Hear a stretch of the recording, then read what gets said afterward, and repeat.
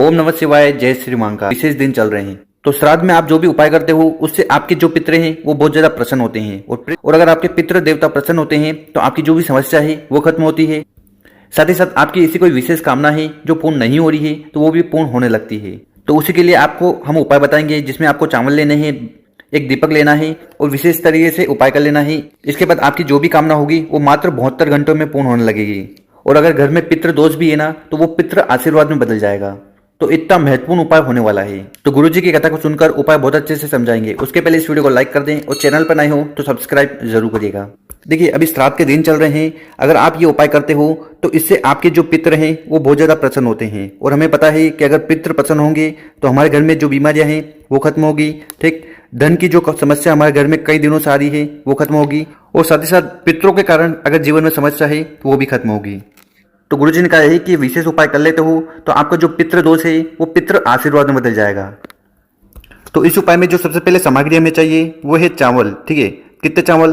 तो आपको आधी कटोरी चावल लेना है। कितनी? आधी कटोरी। ठीक, और ये जो चावल आप लो ये आपको स्टील की कटोरी में ले लेना है। ठीक, इसके बाद जो अगली सामग्री है वो है बेलपत्र। ठीक है, कितनी बेलपत्र की जरूरत है? तो इस उपाय में मात्र एक बेलपत्र की जरूरत है। इसके बाद जो अगली सामग्री है वो है दुर्वा। ठीक है, तो जो दुर्वा घास आती है ना आपके घर के आसपास आसानी से आपको मिल जाएगी, वो आपको ले लेना है। और इसके बाद आपको लेना है एक दीपक। ठीक है, कौन सा दीपक? तो मिट्टी का दीपक आपको लेना है। ठीक, और इस मिट्टी के दीपक में आपको डालना है घी। ठीक, और इसके साथ इसकी जो बत्ती होगी वो लंबी होगी। देखिए, यहाँ पर हम जो उपाय करने वाले हैं पितरों के लिए करने वाले हैं, तो पितरों के लिए लंबी बत्ती लगती है।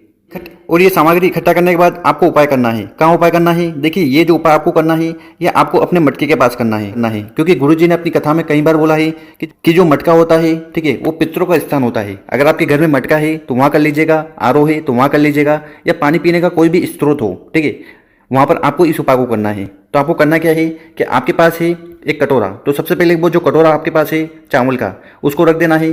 कटोरा रखने के बाद एक बेलपत्र जो आपने ली है उस कटोरे के ऊपर रख देना है। साथ ही साथ जो एक दुर्वा है वो भी उस कटोरे के ऊपर रख देना है। ठीक, और इतना करने के बाद ये जो कटोरा है किसी सफेद कपड़े से आपको ढक देना है। ठीक है, अगर आपके घर में सफेद कपड़ा है तो उसको ढक देना। और उसके बाद आपके पास जो दीपक है उसको जला देना।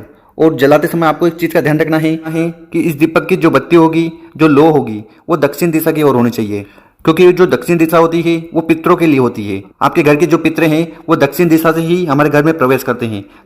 तो आपको दक्षिण दिशा में इस दीपक की बत्ती रखकर जला देना है।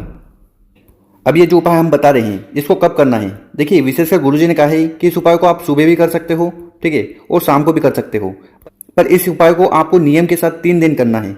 कैसे करना है वो जानिए। यहाँ पर आपने जो चावल का कटोरा रखा है, ठीक है, इस चावल के कटोरे को लगातार 3 दिन तक आपको वहीं पर रखे रहने देना है। उसको आपको बिल्कुल भी उठाना नहीं है। पर हाँ, ये जो दीपक है इसको आपको रोज जलाना है। मान लीजिए आज शाम को ये सामग्री आपने इकट्ठा करी और ये जो दीपक है यहाँ पर जला दिया, तो अगले 3 दिन तक आपको ये दीपक जलाना है। कब जलाना है? विशेषकर ये दीपक आपको शाम को जलाना है। तो 3 दिन तक आपको ये उपाय करना है। जैसे कि आज 8 तारीख को, तो 8 तारीख को आपको दीपक जलाना है, 9 तारीख को दीपक जलाना है, 10 तारीख को दीपक जलाना है। ठीक है, 3 दिन हो गए। अब 11 तारीख को आपको क्या करना है? दीपक नहीं जलाना है। तो 3 दिन हमारा हो गए। तो 3 दिन हमें ये उपाय करना है।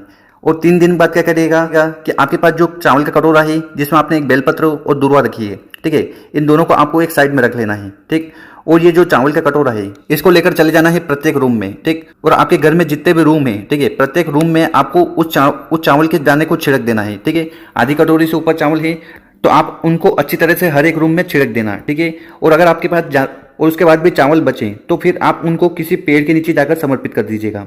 तो ये उपाय करना है हमें तीसरे दिन चावल के साथ। और उसके बाद आपके पास जो एक बेलपत्र बची है और एक दुर्वा बची है, तो इन दोनों सामग्री को लेकर आपको पहुंच जाना है शिव मंदिर। ठीक, और शिव मंदिर में जाकर उन दोनों सामग्री को आपको शिवलिंग के ऊपर समर्पित कर देना है, श्री शिवाय नमस्तुभ्यम का स्मरण करते हुए। साथ ही साथ आपको अपना पितृ का भी स्मरण कर लेना है।